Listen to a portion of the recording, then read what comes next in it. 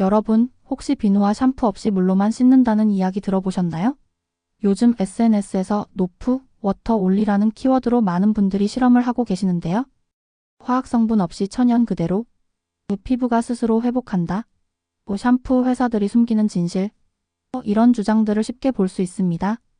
그런데 정말 과학적으로 타당할까요? 아니면 그냥 유행일까요? 오늘 피부과학, 미생물학, 그리고 실제 연구 바탕으로 물로만 씻기의 진실에 대해 파헤쳐 보겠습니다. 1. 비누와 샴푸는 왜 만들어졌을까? 먼저 기본부터 짚고 넘어가야 할 것 같습니다. 비누와 샴푸가 왜 만들어졌을까요? 우리 피부는 매일 다양한 오염물질에 노출됩니다.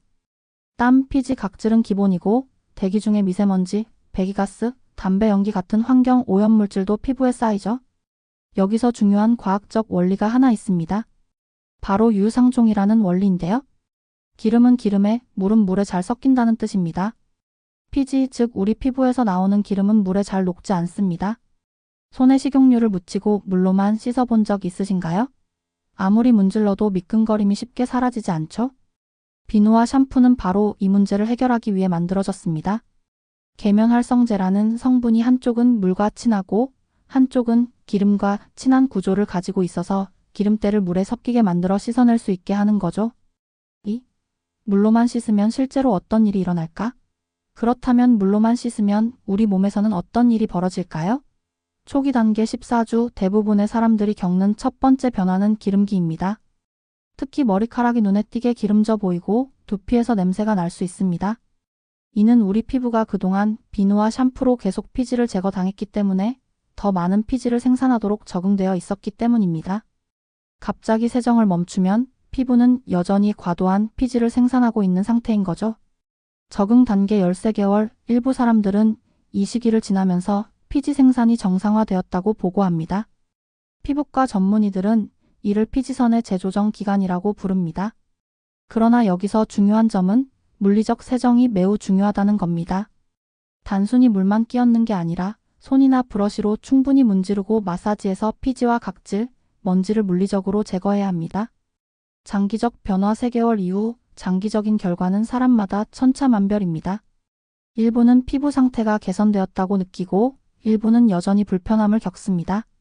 이는 개인의 피지 생산량, 땀샘 활동, 생활 환경, 그리고 무엇보다 유전적 요인에 따라 크게 달라집니다. 3. 과학적 근거는 무엇일까? 그렇다면 과학계에서는 이를 어떻게 보고 있을까요? 피부 마이크로바이옴 연구. 최근 피부 과학에서 가장 주목받는 분야가 피부 마이크로바이옴, 즉 피부에 사는 미생물 생태계 연구입니다. 우리 피부에는 수백만 마리의 박테리아가 살고 있고 이들이 피부 건강에 중요한 역할을 합니다. 일부 연구에서는 과도한 세정이 유익한 피부 박테리아까지 제거해서 피부 생태계의 균형을 깨뜨릴 수 있다고 지적합니다. 특히 항균 비누의 과도한 사용은 내성균 발생의 위험도 있습니다. 피지막의 역할. 우리 피부는 피지와 땀이 섞여 만들어진 천연 보호막을 가지고 있습니다. 이는 피부 pH를 약산성으로 유지하고 수분 증발을 막으며 외부 병원균으로부터 보호하는 역할을 합니다. 그러나 반대 의견도 만만치 않습니다. 미국 피부과학회를 비롯한 많은 전문가들은 적절한 세정의 중요성을 강조합니다.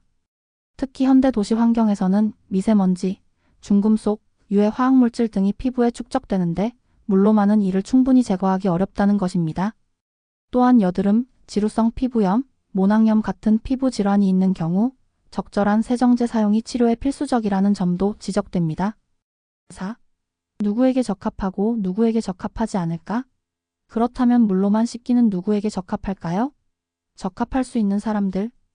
매우 건조하고 민감한 피부 세정제가 피부를 더욱 자극하는 경우 아토피 피부염 환자, 일부 환자들은 세정제 사용을 최소화하는 것이 도움이 될 수 있습니다. 활동량이 적고 깨끗한 환경에서 생활하는 사람, 사무직 등으로 땀을 적게 흘리고 오염물질 노출이 적은 경우, 특정 화학성분에 알레르기가 있는 사람. 다만 이 경우도 순한 제품을 찾는 것이 더 나은 해결책일 수 있습니다. 적합하지 않은 사람들. 지성 피부나 여드름 피부. 피지와 박테리아 축적이 여드름을 악화시킬 수 있습니다. 운동을 자주 하거나 땀을 많이 흘리는 사람. 땀에 포함된 염분과 노폐물이 피부에 자극을 줄 수 있습니다. 대기오염이 심한 도시에 사는 사람. 미세먼지와 유해물질 제거가 중요합니다. 두피 질환이 있는 사람. 지루성 피부염, 비듬 등은 적절한 샴푸 사용이 필요합니다. 5. 균형 잡힌 접근법. 그렇다면 가장 현명한 접근법은 무엇일까요? 많은 피부과 전문의들이 추천하는 것은 선택적 세정입니다. 매일 비누가 필요한 부위 겨드랑이, 사타구니, 발같이 땀샘이 많고 박테리아가 번식하기 쉬운 부위 손은 하루에 여러 번 씻되 보습제를 함께 사용 비누 사용을 줄여도 되는 부위 팔, 다리 등 같이 피지선이 적고 오염이 덜한 부위 이런 부위는 23일에 한 번 정도만 비누를 사용해도 충분 샴푸의 경우 두피 타입에 따라 13일에 한 번 정도가 적당 컨디셔너는 두피가 아닌 머리카락 끝에만 사용 지성. 두피는 더 자주, 건성 두피는 덜 자주 감기 제품 선택의 중요성 pH 균형을 맞춘 약산성 제품 pH 56 정도 불필요한 향료나 색소가 없는 제품 피부 타입에 맞는 적절한 계면 활성제 SLS 등 강한 성분 피하기 결론. 자, 그래서 결론은 무엇일까요? 물로만 씻기는 만능 해답이 아닙니다.